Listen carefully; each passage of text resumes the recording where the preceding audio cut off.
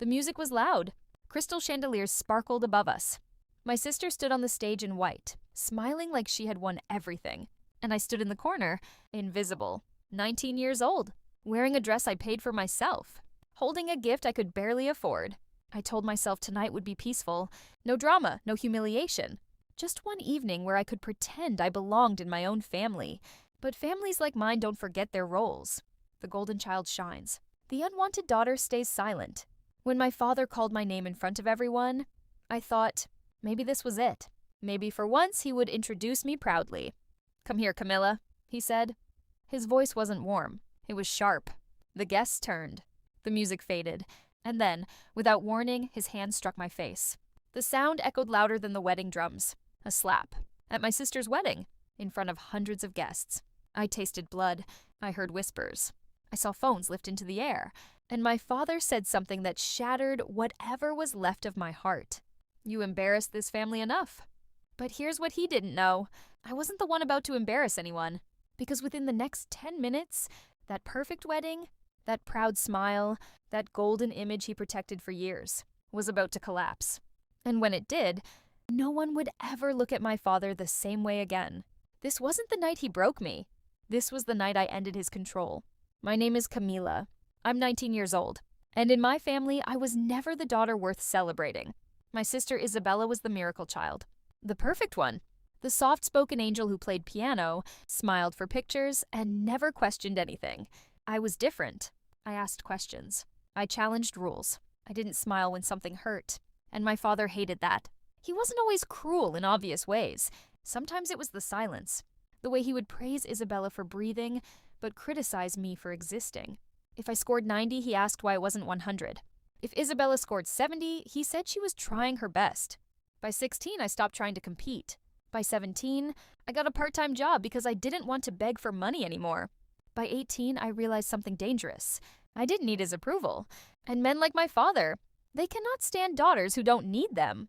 When Isabella got engaged to Daniel, the businessman's son, the entire house turned into a celebration factory. Florists came daily. Designers measured curtains. My father walked around like a king preparing a royal alliance. "This wedding will show everyone who we are," he would say. And by we, he meant himself. No one asked how I felt.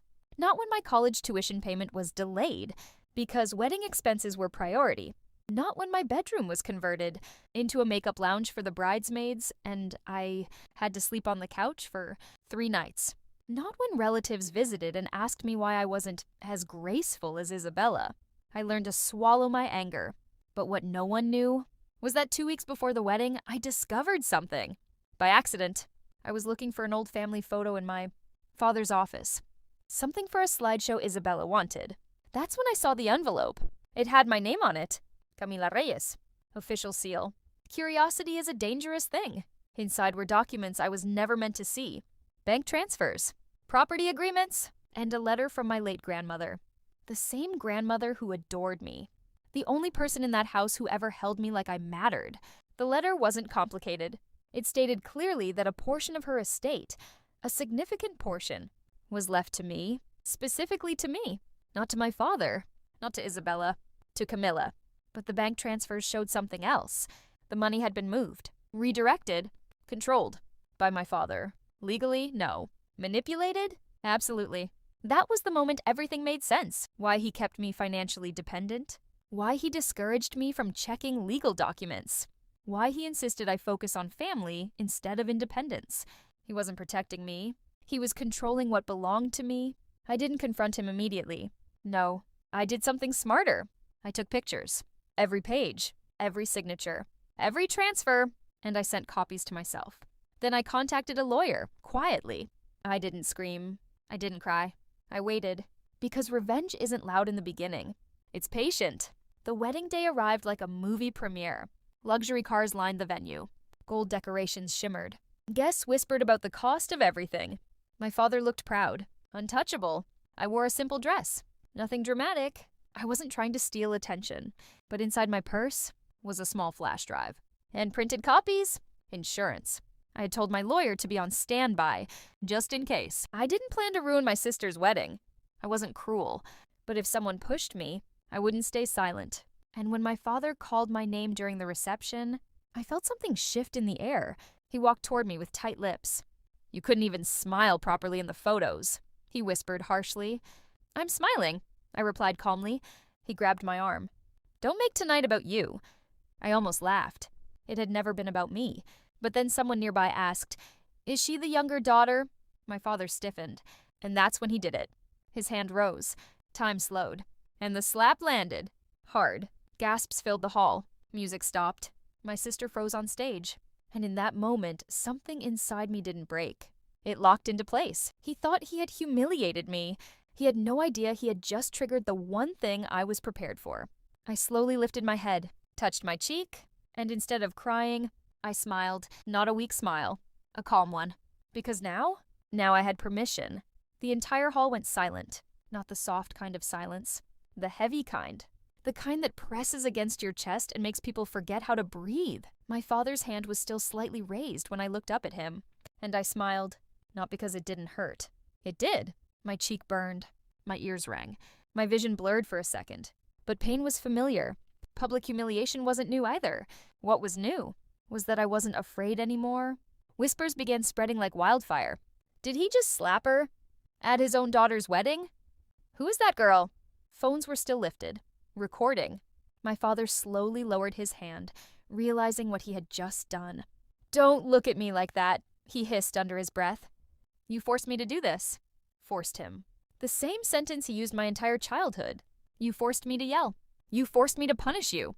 You forced me to ignore you. I gently pulled my arm out of his grip. "You're right," I said calmly. "Let's not make tonight about me." His eyes narrowed. He expected tears. He expected me to run. Instead, I turned toward the stage. Isabella stood frozen beside Daniel. Her perfect smile had cracked. Confusion replaced confidence. "Camila," she whispered into the mic accidentally, forgetting it was still on. The sound echoed. Hundreds of eyes turned to me, and I walked forward, slowly, deliberately. Each step felt like walking into a courtroom. Only this time I wasn't the accused. I climbed the small steps to the stage. My father followed quickly, trying to grab my wrist again. I stepped aside. That's when the projector behind us flickered. Earlier that evening, a slideshow had been playing. Baby pictures, engagement photos, romantic music. But now, the screen went black. Then a new image appeared. A document. A legal document. With a familiar name at the top. Camila Reyes. The crowd murmured in confusion. My father's face drained of color. "What is this?" Isabella whispered. I took the microphone from its stand. "My father says I embarrassed this family," I began, my voice steady despite my racing heart. He lunged toward the DJ booth. "Turn that off!" But it was too late, because I wasn't controlling it from there.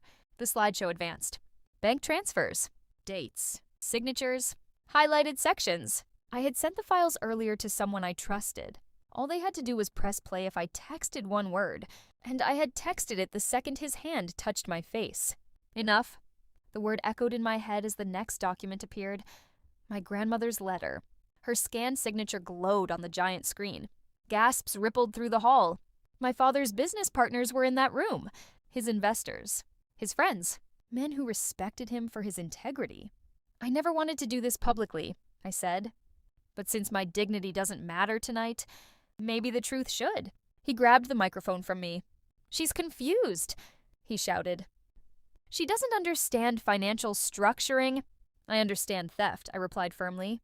The room fell silent again. Even the waiters had stopped moving. Daniel stepped slightly away from Isabella, eyes glued to the screen. "You told everyone this wedding showed who we are," I continued. "So let's show them." Another slide appeared, a comparison of the inheritance amount and the transferred accounts now, under my father's corporate holdings. A lawyer's analysis summary, simple, clear. Unauthorized redirection of beneficiary funds. Fraud. My father tried to laugh. "This is ridiculous. You think embarrassing me makes you powerful?" I looked him directly in the eyes. "No, justice does." The murmurs grew louder. One of his business partners whispered to another. I saw phones dialing, text messages flying. Isabella finally spoke.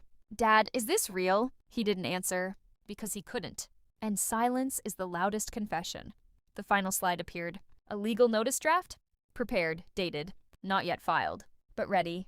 "I didn't file this," I said into the mic, softer now, because I thought maybe family meant something. I thought maybe if I confronted him privately, he would fix it. I paused. But tonight he showed me exactly what I am to him. The sting in my cheek pulsed, and I refused to protect someone who never protected me. My father's composure shattered. "You ungrateful child," he roared. "Everything I did was for this family." "For the family?" I asked. "Or for control?" A security guard moved closer to the stage, unsure what to do. Guests were no longer celebrating. They were witnessing a collapse. And here's the thing about powerful men. They fear exposure more than anything, because reputation is their empire. And mine was burning. Isabella stepped back slowly, her wedding bouquet slipping from her hands. Daniel looked at her, then at my father. "Did you know about this?" he asked her quietly. She shook her head, tears forming. This wasn't how she imagined her perfect night. And despite everything, I didn't hate her. She wasn't my enemy. Control was. My father turned to me one last time, voice lower now, desperate. "Camila, stop this. We can talk at home." Home. That word felt empty. "I don't live in silence anymore," I replied. Then I reached into my purse, pulled out the printed documents, and handed copies to two of his closest business associates standing near the front. Insurance. The screen behind us froze on the legal notice. The hall was no longer a wedding venue, it was a courtroom, and the verdict had already begun forming in people's minds. I stepped away from the microphone. My cheek still burned, but my spine was straight. For the first time in 19 years, I wasn't the unwanted daughter standing in the corner. I was the truth he tried to bury. And tonight, it had a spotlight. The music never came back on. That was the first sign the night was truly over. No one returned to dancing. No one touched the cake. The champagne glasses sat half full on the tables like abandoned celebrations. My father stood in the center of the stage, the same place he had proudly welcomed guests an hour earlier. But now, he looked smaller. Not physically, but structurally, like a building that had just discovered cracks in its foundation. His business partner, Mr. Alvarez, stepped forward with one of the printed copies I had handed him. His jaw was tight. "Is this authentic?" he asked calmly. My father forced a laugh. "Of course not. She's a child. She doesn't understand corporate asset restructuring." "I understand beneficiary law," Mr. Alvarez interrupted. The room shifted again, because powerful men don't interrupt other powerful men unless something is very wrong. Daniel moved away from the stage entirely. He wasn't holding Isabella's hand anymore. Isabella looked pale. Her mascara had started to smudge. "Dad," she whispered again, but this time it sounded like fear. Not confusion. Fear. I stayed silent. Revenge isn't about screaming. It's about letting truth do the screaming for you. My phone vibrated inside my purse. One message. From my lawyer. Proceeding with filing? I inhaled slowly. It was done. There was no going back now. My father noticed my stillness, the calm in my face. And that's when he understood something terrifying. This wasn't emotional. This was planned. "You filed it?" he asked quietly, stepping closer so only I could hear. "Yes," I answered. His expression changed from rage to calculation. "Camila," he said in a controlled whisper, "do you realize what this will do? The scandal? The press? Our name?" "Our name," I repeated. He flinched, because for years it had only ever been his name. "You slapped me," I said softly, "in front of everyone. You were never worried about our name. You were worried about control." Across the hall, guests were leaving. Not dramatically, not loudly, but strategically, business investors whispered among themselves. Phones were out. This wasn't just family drama anymore. This was financial risk, and reputation is currency. Mr. Alvarez approached again, this time more serious. "We need to speak privately," he told my father. My father straightened his jacket, attempting to reclaim authority. "There is nothing to discuss." "There is everything to discuss," Mr. Alvarez replied. "If those funds were misdirected, that affects liquidity declarations." Liquidity, a simple word. But in corporate language, it means investigation, audit, exposure. My father's empire wasn't built on pure corruption, but it was built on control. And if he controlled his daughter's inheritance so easily, what else had he redirected? Seeds of doubt spread faster than facts. Isabella finally stepped down from the stage. Her wedding dress dragged softly behind her. "Camila," she said carefully, "why didn't you tell me?" I looked at her. Because despite everything, she deserved honesty. "I tried to talk to him privately," I said. I gave him the chance to fix it. She looked at our father. He avoided her eyes. That was answer enough. Daniel walked up beside her. This investigation, he said slowly, will it become public? Yes, I replied, if the court accepts the filing. Daniel nodded once, and in that single nod I saw calculation. Marriage into a scandal wasn't part of his family's plan. Isabella noticed it too. That's when her perfect night truly shattered. You ruined my wedding, she whispered to me, tears falling. I swallowed. No, I said gently, he did. The moment he chose control over truth, security finally approached my father, not to remove him, but to inform him that several guests were requesting clarification before continuing. Business engagements, in other words, damage control. My father looked around the hall. Half-empty tables, clusters of whispering men, his daughter in tears, his younger daughter standing calm and unafraid. And for the first time in my life, he looked unsure. You think this makes you strong? He said to me one last time. No, I replied. It makes me free. Outside, I could already hear distant sirens. Not for him. Not yet. But reporters monitor filings, especially when wealthy names are attached, and my lawyer had moved fast. The screen behind us still displayed the legal notice draft. I walked to the DJ booth and unplugged the projector myself. Silence filled the hall again. Not shocked silence this time. Consequential silence. The kind that comes before fallout. I turned to Isabella. I never wanted to hurt you, I said honestly. She nodded faintly, though she was still processing everything. I didn't know, she whispered. I know. And for the first time in years, there was no rivalry in her eyes, only realization. My father stepped down from the stage slowly, his posture no longer kingly, just heavy. Mr. Alvarez and two others followed him toward a private room. Meetings were beginning, emergency ones. And I picked up my small purse, the same purse that held a flash drive. The same purse I clutched when he slapped me. I walked toward the exit. No one stopped me. No one insulted me.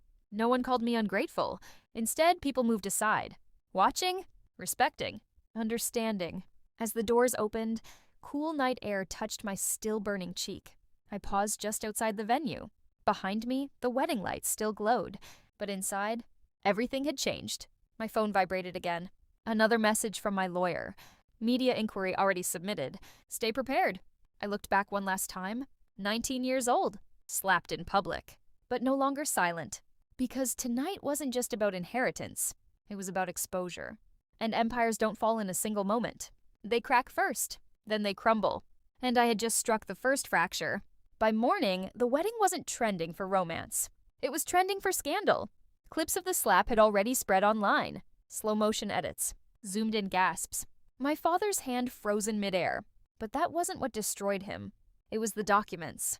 By 9 a.m., financial blogs had picked up the court filing. By noon, local news channels were mentioning his company name. By evening, investors were demanding statements. I didn't go home that night. I stayed at a small hotel across town, alone. Not crying, not celebrating, just breathing. For the first time in years, I slept without fear of footsteps outside my door. My phone rang the next afternoon. It was Isabella. Her voice was soft, fragile. Daniel's family postponed the marriage registration, she said. I closed my eyes. I'm sorry, I replied honestly. They're saying they need stability, she continued. No legal scandals, stability. The word tasted bitter. Did you know? She asked again. No, I said gently. I found out 2 weeks ago. Silence filled the call. Then she said something I never expected. He's meeting lawyers. Not for the wedding, for damage control. My father had entered survival mode. Emergency board meetings, internal audits, public statements claiming misunderstanding. But here's the problem with truth. Once it surfaces, it doesn't sink quietly. The bank confirmed the redirections. They called it temporary strategic allocation. The court called it something else. Unauthorized control of beneficiary assets. Investors began distancing themselves. 2 board members resigned within 48 hours. 1 major client suspended partnership pending investigation. And then the real shock came. My lawyer called me personally. Camila, he said carefully, there's more. More? There are similar patterns, he continued. Other redirected minor accounts, smaller amounts, harder to detect. But the structure matches. My stomach tightened. It's not just yours. The crack had spread deeper than I thought. The investigation widened. Now it wasn't a family dispute. It was corporate misconduct. And the media loved it. Headlines changed from "Daughter exposes father at wedding" to "Corporate director under financial scrutiny after public incident." The slap became symbolic, not the cause, but the trigger. 3 days later, I received a message from my father. Just one line. "Come home. We need to talk." Home. That word again. I went. Not as a scared daughter, but as someone closing a chapter. The house felt different. Quieter. The staff avoided eye contact. He was in his office, the same office where I found the envelope. He looked older, not in years, but in weight. "You destroyed everything," he said without looking at me. I didn't react. "No," I replied calmly. "You built it on something unstable." He finally met my eyes. "I did what I thought was best," he said. "For who?" I asked. Silence. He had no answer that didn't expose him further. "You could have given it back," I said. "I would have kept this private." He leaned back in his chair. "And lose control?" There it was. Not money. Not reputation. Control. "I was your daughter," I said quietly. "Not your asset." For a brief second, something flickered in his eyes. Regret? Maybe. But regret after exposure isn't redemption. It's consequence. "The board is forcing temporary leave," he admitted finally. Temporary. Corporate language for removal under pressure. "And the court?" I asked. He exhaled. "They'll decide." Weeks passed. The wedding was never officially canceled, but it was never completed either. Isabella moved into an apartment of her own. We started talking more, not as rivals, as sisters. My inheritance case was settled faster than expected. Because once auditors started digging, negotiation became his safest option. The funds were returned, with interest, and an official public statement correcting mismanagement. No apology, but acknowledgement. And sometimes acknowledgement is enough to rewrite power. As for my father, he stepped down permanently 3 months later, citing personal reasons. Investors prefer quiet exits. The empire didn't collapse entirely, but it changed hands. And his name? It no longer carried untouchable weight. As for me, I enrolled back into university full-time, paid my own tuition, with my own money. Not stolen, not controlled. Mine. Sometimes people ask me if I regret doing it publicly, if I regret the timing, the wedding, the humiliation. I think back to that moment. The sound of the slap, the burning in my cheek, the eyes watching, and I remember something important. He humiliated me publicly. I revealed truth publicly. There's a difference. One is abuse. The other is accountability. That night wasn't about revenge. It was about exposure. And exposure is the most powerful weapon against control. I was 19, slapped in front of hundreds. But I walked away with something far greater than dignity. I walked away free. If this story moved you, if you believe silence protects abusers, if you believe truth deserves a spotlight, then don't forget to subscribe to my channel for more powerful revenge and betrayal stories. Because sometimes the real celebration begins when control ends.